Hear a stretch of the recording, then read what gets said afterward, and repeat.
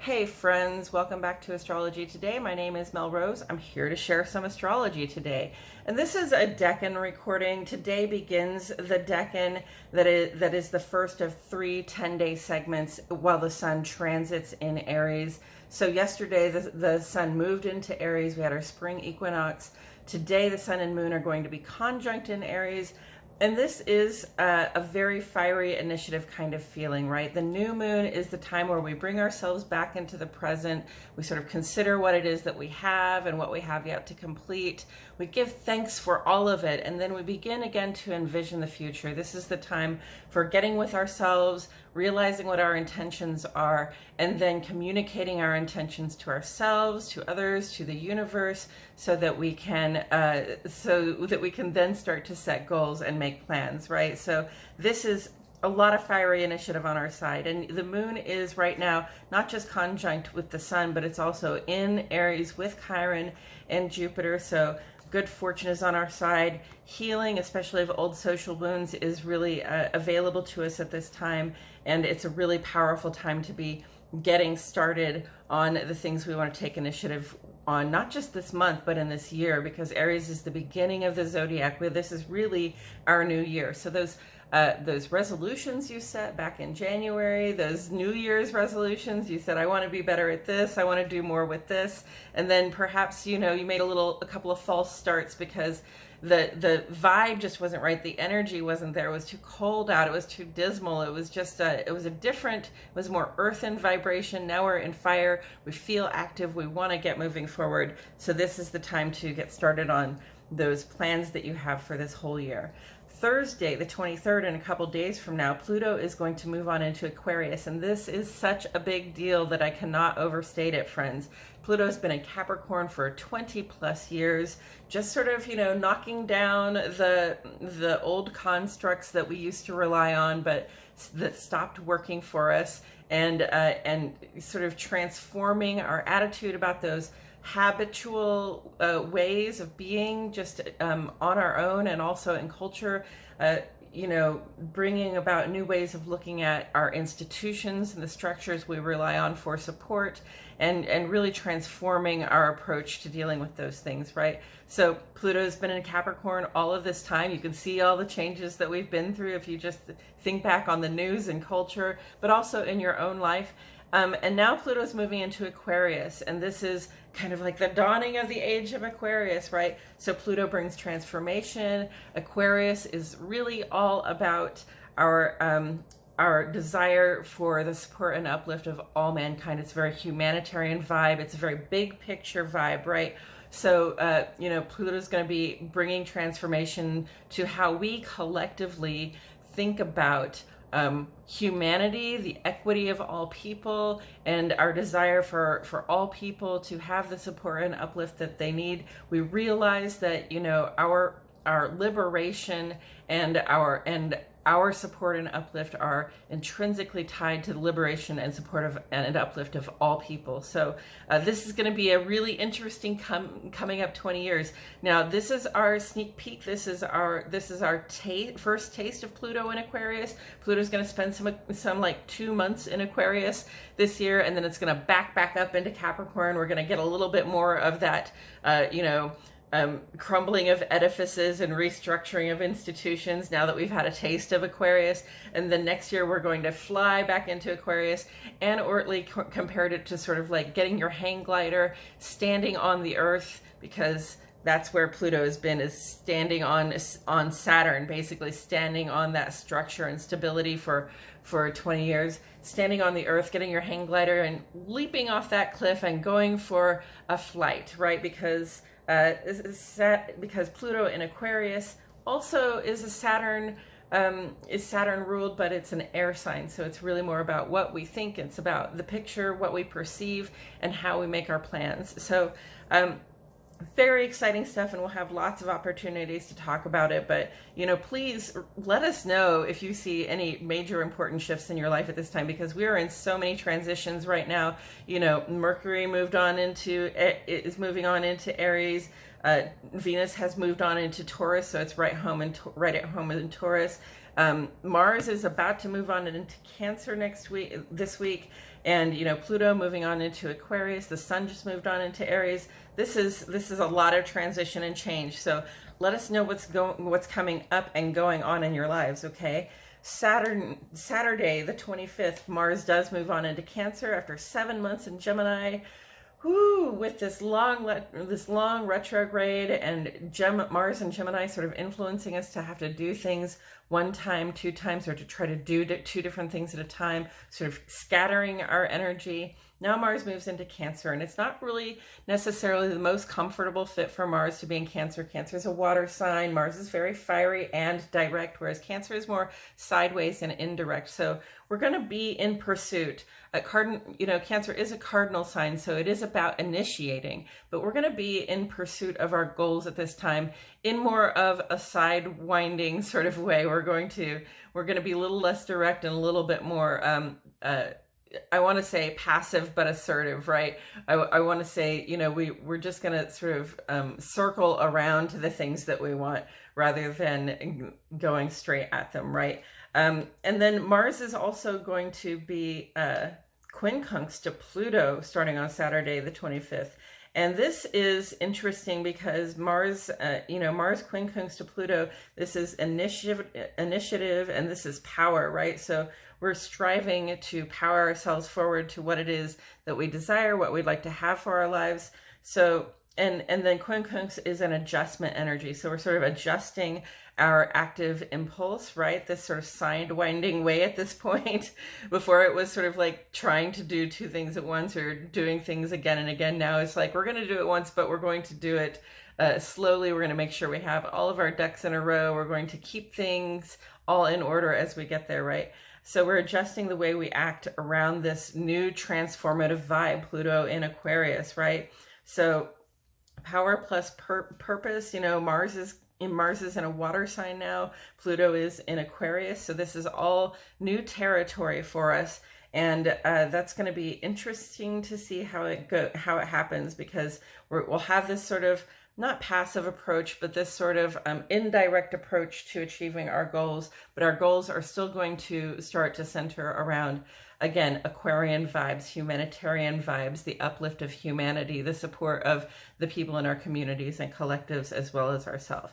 Then on Sunday, the 26th, Mercury is going to make a conjunction to Chiron in the sign of Aries. Okay, so Mercury in Aries, very fiery vibe, a little growly, a little perhaps spiteful, or at least sharp of tongue, sharp of wit, right?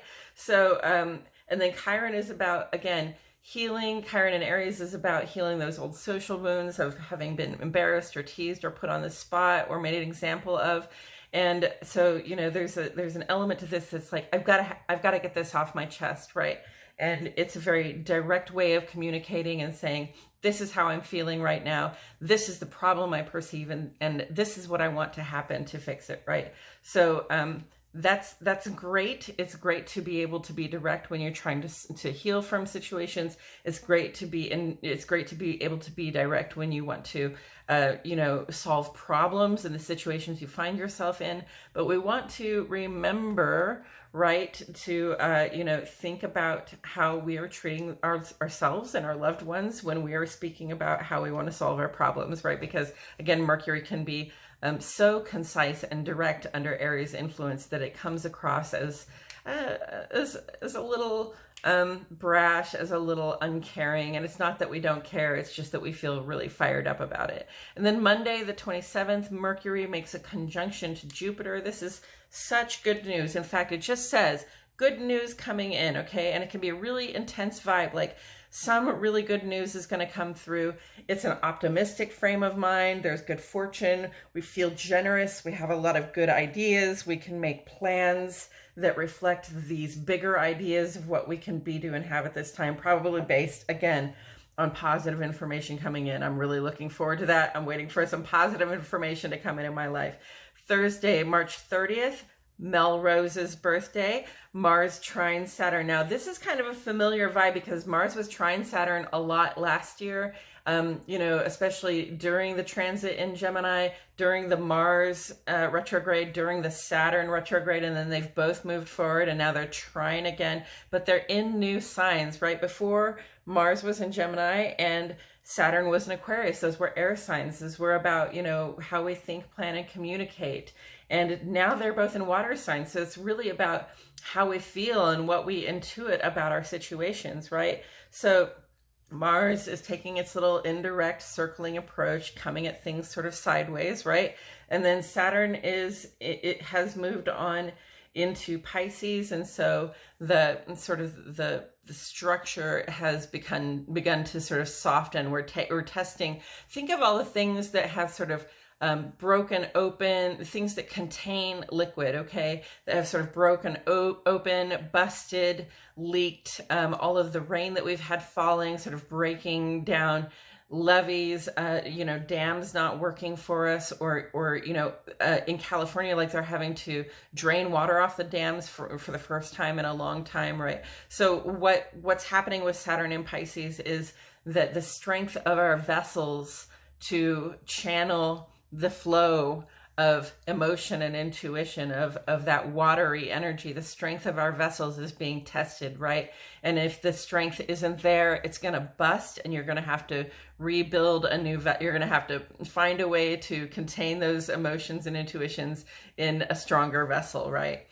So Mars trine Saturn, this is really positive energy, though. It's like ideal possible functioning for getting work done. Okay, that's fire and earth. That's drive and our desire for stability, our desire for security and support. So it's really ideal vibes for getting work done. Whatever it is you're working on, it should go really easily for you in a more emotional, intuitive, perhaps, you know, sort of, how do I want to say, diffuse way, right? Moving through water, like taking initiative in water, that's an indirect kind of thing. You know, I was describing before how you can be trying to sort of push against the flow of the water, and how you have to sort of sidestep the flow to try and make progress against it. So, you know, there's just a little bit more of a slowing down of this energy. The work will not allow us to go ahead too quickly right now. Okay, so just you know, take your time, make sure you're doing things right in the moment, make sure it feels good, make sure intuitively you're in the right space to be doing it. Patience and dedication, okay, as we take care of this challenging business that's coming up. And work. So, you know, challenging business because, you know, we're right here at the beginning of the zodiac year. We have this new moon in Aries, so this is the beginning of the lunar cycle, right? And you know, we're not just setting intentions for this today or for this week or month. We're setting intention for the year. We're setting intentions for the coming 3 years. Saturn in Pisces. We're setting intentions for the coming 20 years. Pluto in Aquarius. You know, we're setting intentions for the coming, I think that's about a 30 or 40 day transit, Mars in Cancer. So, you know, just think about the time frames that you're working with here, and understand that you are at the very beginning. Okay, so pace yourself. Okay, don't get ahead of yourself. Don't try to rush ahead of things. You know, even if you think you see the future, you know what has to be done, and you can like prepare things, right, to be ready for you when you get there. Just don't do it. Just work with what you've got in the moment, with what you've got to work on in the moment. Make sure you've got it right. Again, make sure that it feels good, that intuitively you're in the right space, and then you know, move on to the next thing. Future tripping. So the next decan after this one will be the second 10 days of the sun's transit in the land of Aries, and that will be represented by the Three of Wands, not the Two of Wands. So in the future, Mercury is going to move on into Taurus, you know, 10 to 12 days from now. And then Venus is going to move on into Gemini. So we've still got a lot of transitions ahead of us. We've still got a lot of sort of quick transits coming up. And I think at the end of April, we're going to see Mercury going to go retrograde for really kind of the second time this year. So now I want to slip into a little bit of tarot and just remind you that that first 10 days, this first decan of the sun's transit here in the land of Aries is represented by the Two of Wands. The Two of Wands, you know, is okay. So wands are fire element symbolism. It's about action, taking action. It's about activity.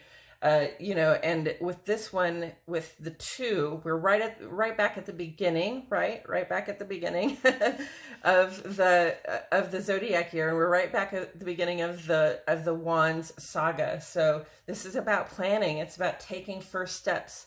It's about making choices, and also sort of leaving our comfort zones behind and being willing to take a little bit of a risk, right? So this is where we're at right now. We are settling in today to you know, to have gratitude for what it is we have, and then we're going to begin to imagine and invent the future, right? We're going to unfold our intentions into goals, and on our goals we can make plans. We start to take the first steps toward those goals that represent the next year, the next 3 years, the next 20 years. We're just making our very first baby steps on them. We're making choices right now that are going to impact ourselves, our lives over the next several years, and you know, definitely stepping out of our comfort zone. So, you know, be careful, take care of yourself, do not rush ahead.